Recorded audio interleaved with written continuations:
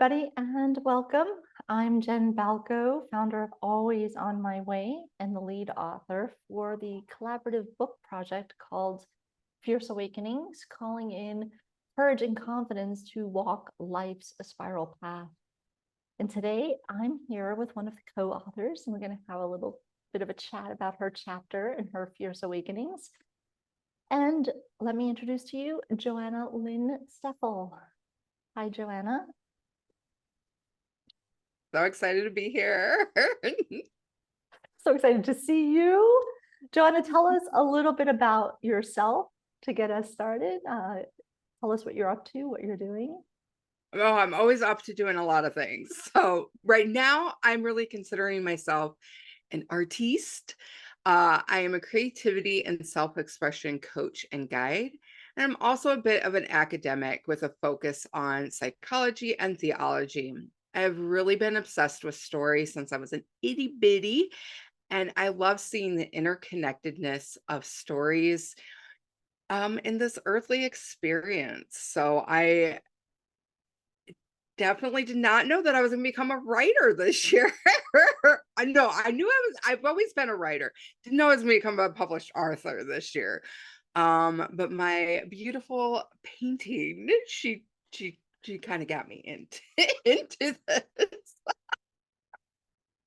You'll tell us a little bit more about that, I'm sure, because I know she's been a muse for you in a lot of ways. And that leads right into, tell us a little bit about the Fierce Awakening you write about in the book, in your chapter that is called The Sacred Pause, which says already so much, right? Tell us a little bit about that awakening and what inspired that, maybe what it's led to even, and why that matters now, why in the context of the world we live in, why it's important.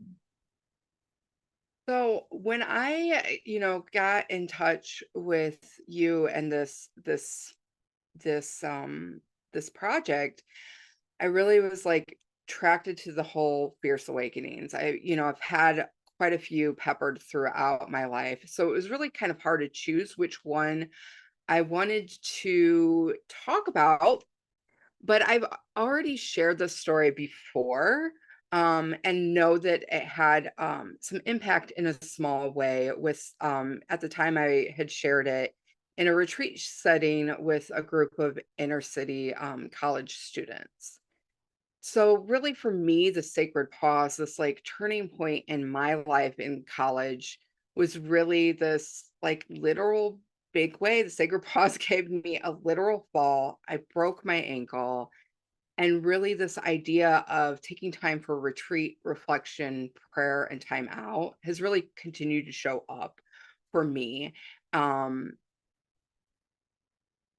Quite often. So I purposefully now do not let the universe give me a break. I take retreats. And so this is a painting from a Hawaiian retreat that I do every year with Women Unleashed, and it's my creative muse for the year. And so I started her out this March, right before getting signed up for the book. And she's my dragon lady, and her name is Our Lady of Reluctancy, Great Attraction, and Fierce Awakenings. And she's really was, last year in December, I was like, I want to get back into my writing. And I was like, one day I want to be a published author. Then like the pedal, Allison, one of our other co-authors, she put the pedal to the metal on that one for it to come faster than I anticipated. She did. She was a great connector with that, and I'm really glad that that cosmic breadcrumb fell the way it was, right? Because I was calling in authors, and Ellison, I knew I wanted to invite in, and when she said that she wanted to invite you in, I thought, oh, that's even better, because we have a few co-authors that have come like that they're connected to us in this wider web of connection. And I think this is really great. Like I want to talk a little bit about your muse, and I want to talk about this connection you have to going back in time and seeing college even as a starting point, right? In those years, we are really just understanding our adulthood. We barely left adolescence and we're kind of thrown into this fire of adulthood. And I know you had some setbacks along the way there and you had to come back. You were off course and then came back to course, right? And I want you to just come into that moment again of where you realize that some other choice point had to be made, and then show us, because what we're talking about a lot in the spiral path is this accumulation of choices that you sort of make and the choice points you have, and then bring us back to like how that choice point has impacted some of your other choices. Yeah, this year of like 2023 has been a commitment to my air element.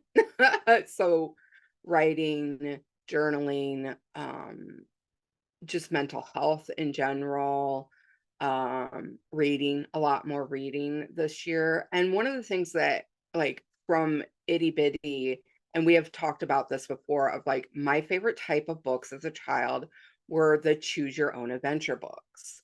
Now, I was a really bit of a rebel because I never followed the rules when it came to that. I would sneak ahead, read like a little bit, and be like, okay, this is like, I like how this is going. And then I'd start reading more and more. And if I really didn't like it, I'd go back to where I did like the story. Because it was like, you're supposed to finish it all out and then you can go back and reread. I was like, hell no, I'm not wasting that time. I'm gonna do it my way. And that's kind of how I live my life. And I really have chosen to live my life in this choose your own adventure. Because the thing is that quite often we can foresee how things are going to go on the path and have this kind of knownness and that this is the way that we're supposed to go. But then inevitably certain things come along the path. And I tell the people who especially the younger generations, there's a lot of things that you can unchoose. You can really unchoose. It's not always easy to unchoose things, but I've learned through my own grit and perseverance that I can commit to changing my story. And this is to say that that hasn't been like easy. And I haven't done it alone because I've had a lot of wisdom teachers along the way and, had real support of family and friends, that's gotten me here to my 37th year. A lot of therapy has helped too,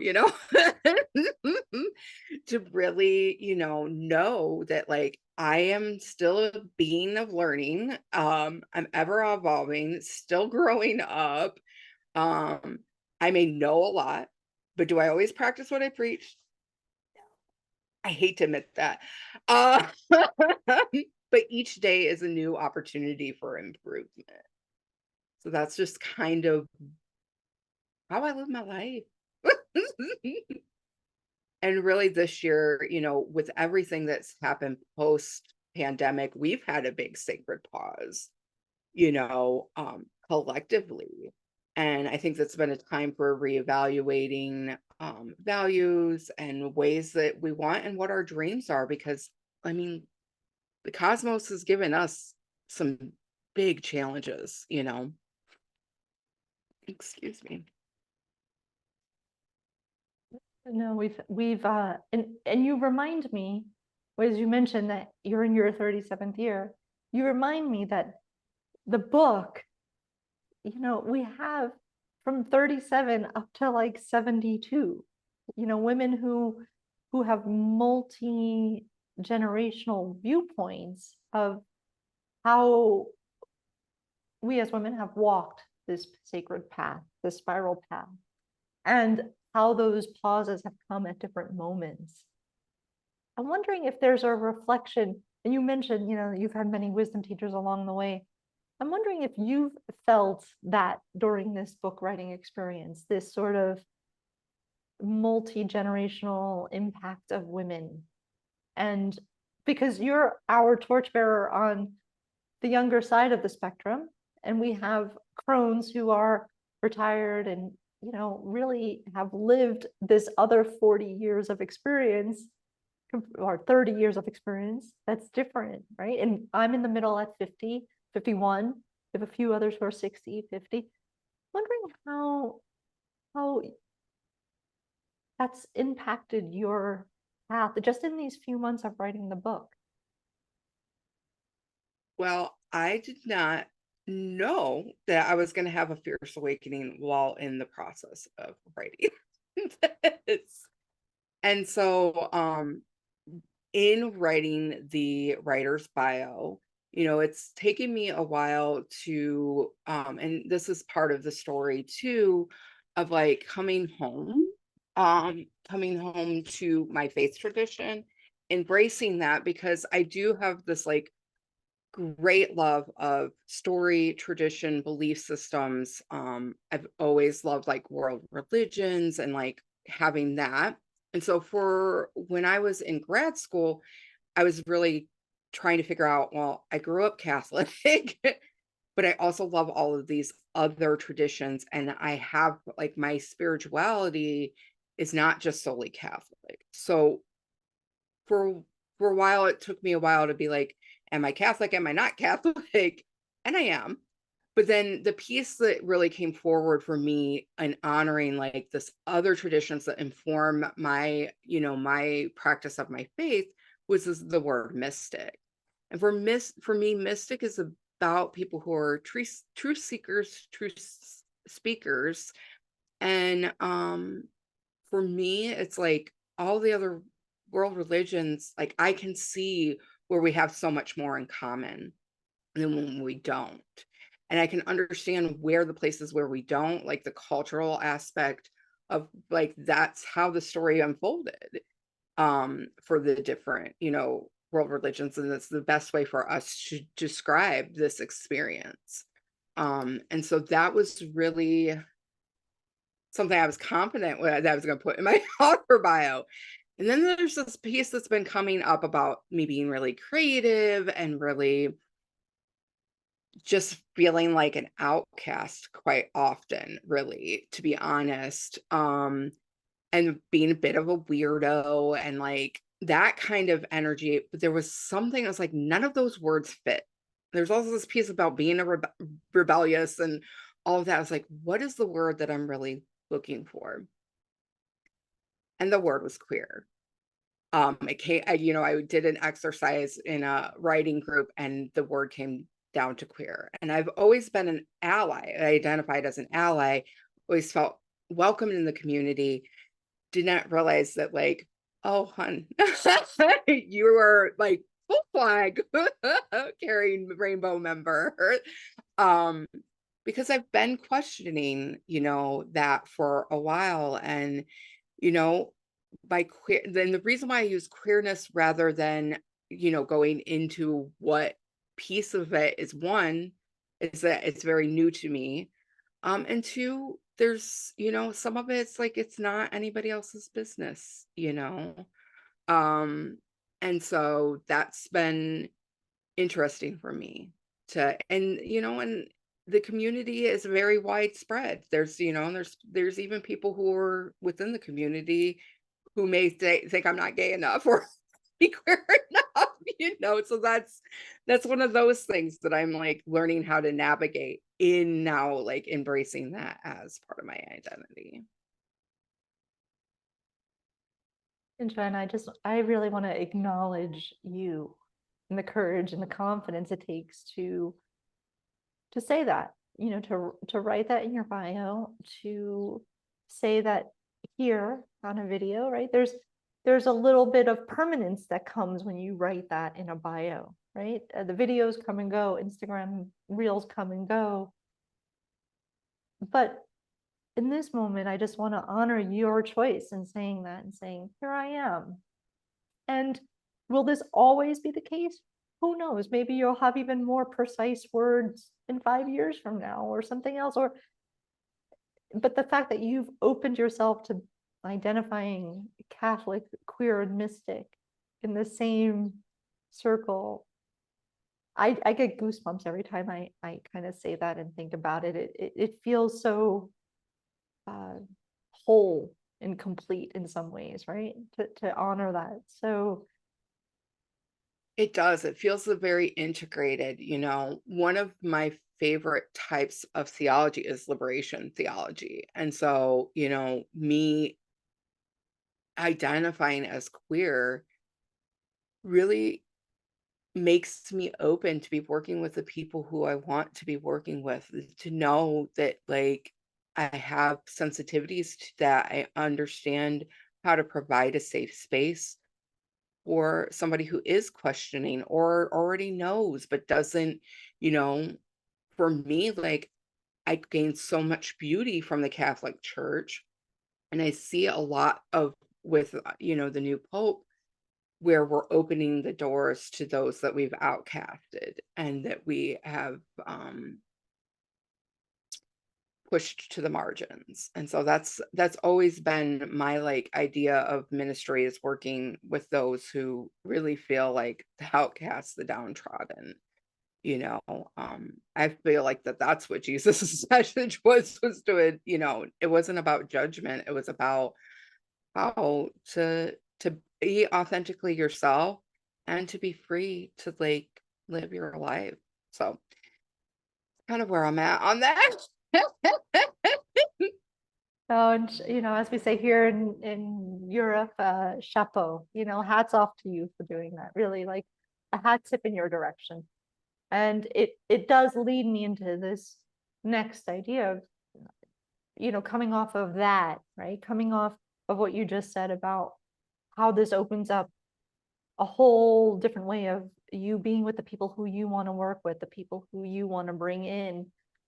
What is your hope for the ripple that you're going to have with this story or this book, with other women, with other people who are, well, with other people who are identifying as women, because that's kind of where we are, but ultimately Yeah. with all the humans who are waking up now and at one moment is going to have a fierce awakening, a question. And how do you hope this lands for them? How do you hope they connect to your story? So I hope that others, we'll just say others, will connect with the story as knowing that their own strengths in moments of crisis and stress, that they have, real strengths, even in the craziness of life. And also that they have the permission not to be fearful of full expression of their emotions. And in mine, most of it was towards God and to a journal. It wasn't towards everyone. I did do a little of, like, solitary, but I wasn't alone. I knew that, you know, I wasn't alone. And I mean, I hope when the readers read it, they laugh, because I laugh at the story. Like, it was serious in the moment when I was having it, but I had so much fun writing the story. So I hope that they take away, a good laugh, because that's really important to me. And in knowing that you too can rewrite your any story. You can choose a choice, unchoose it, re-choose it as you get closer to who you're really truly meant to be. So that's the other piece that I really hope that they take away. So, with the hope that you're carrying for this, what are the 5 qualities or characteristics, qualities that either you have brought to your own spiral path or that you would encourage others to consider bringing to theirs? First and foremost, trust in divine timing and order things. Trust me, it's so hard. I mean, that theme keeps coming up because Joanna has her own timetable and her own wanting order of things. But God has told me some things have to roll out other ways first before that happens. The other thing is built-in breaks, or the universe will force them upon you. So that's big words of wisdom on that one. Know when it's time to slow down and when it's time to speed up. And that's really something that came with this story piece, is like, this opportunity was too great. I mean, early on, I told Jen, I was like, okay, put me on for volume 2. And she's like, no, I was like, okay, I'm coming. So know when it's time to put that pedal and metal, and spirit really, in reflection was like, it's time. It's time. You've been putting the brakes on this for too long. It's time. So light speed ahead on that. But then also knowing when it's time to just take that breath and slow down and really come to a place so that you're not making choices out of overwhelm, out of a resource place, I think is really important with that, knowing slowing down and speeding up. Additionally, life is chaotic by nature, but this is not something for us to fear or avoid, but rather embrace. And that's something in my community that we work on constantly, of embracing the unknown and being grateful for whatever God, universe, spirit brings forward in our life. A lot of times we can have a dream, and I always say dream a little bit wild and free, because if you kind of reach for the stars type thing, you know, you can end up having such a beautiful experience happen, even if you were falling, like you can still have all of this beauty still um come forward. And I think that that's pretty evident in the story, that like I had a sacred pause.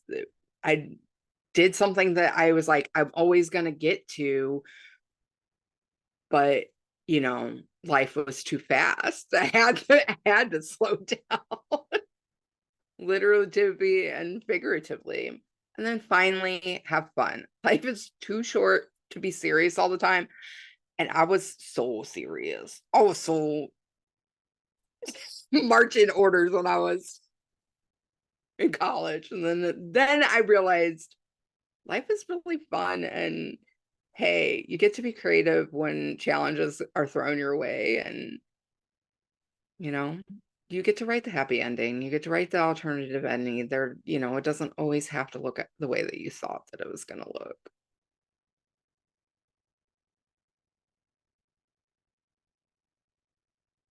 Thanks, Joanna. That's really, really helpful.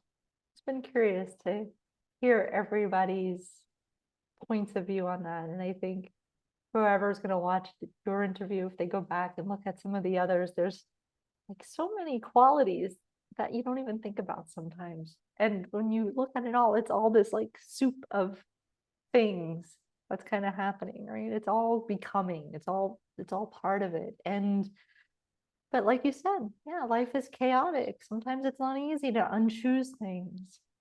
So what sort of I'll say it's the next step, the next step that you'd like to encourage readers to take, and or viewers, or however this is coming to you today. But from your experience, what's the next step guidance you would offer? So if you are on the spiral path of the same place that I was when I wrote, had this happen to me, or even where I somewhat feel like I am now.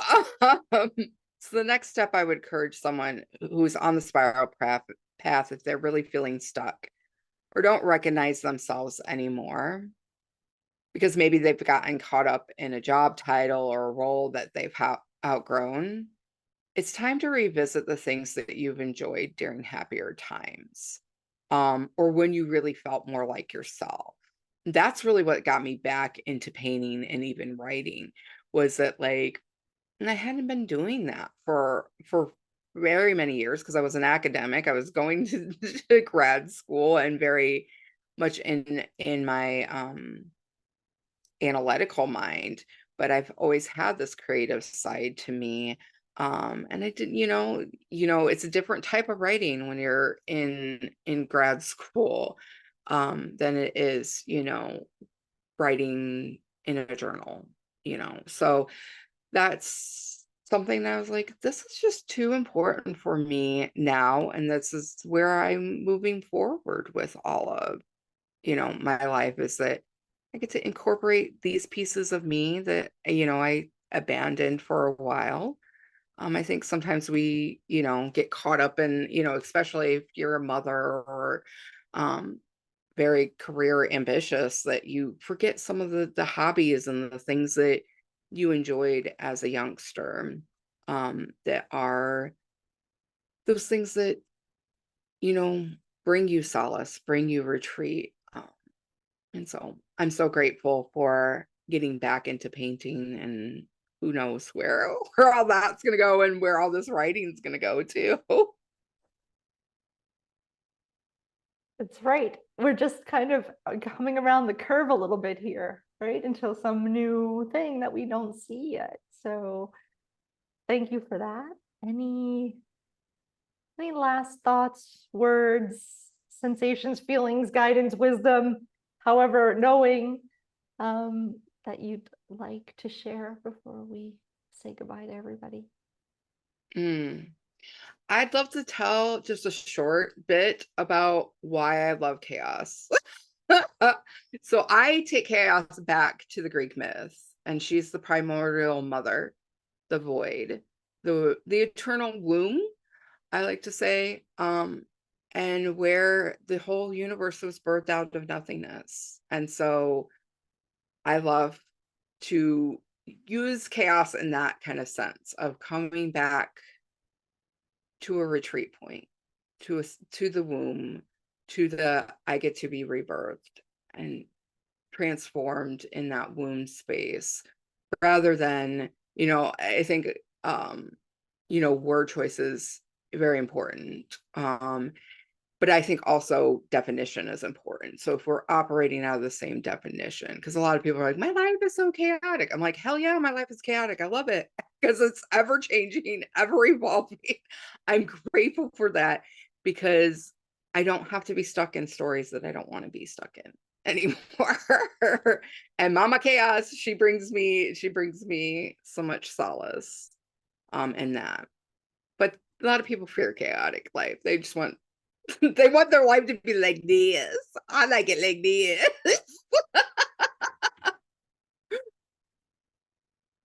It does often feel like that roller coaster ride that has the 100 corkscrews and then you go really up and then flying yourself. It's been that way for me. Yeah, yeah. But I enjoy the ride. I enjoy the ride. I Yeah, think it would be boring if my life was just like a flat line. agreed. Thank It you. wouldn't make for a good story, that's for sure. Sure. Yeah. Exactly. Thank you, Joanna. Thanks for sharing your story with all of us. I would love to do my farewell to everyone here that I always do on my lives, and I say peace and 10,000 blessings to you today and every day. And until we meet again, namaste.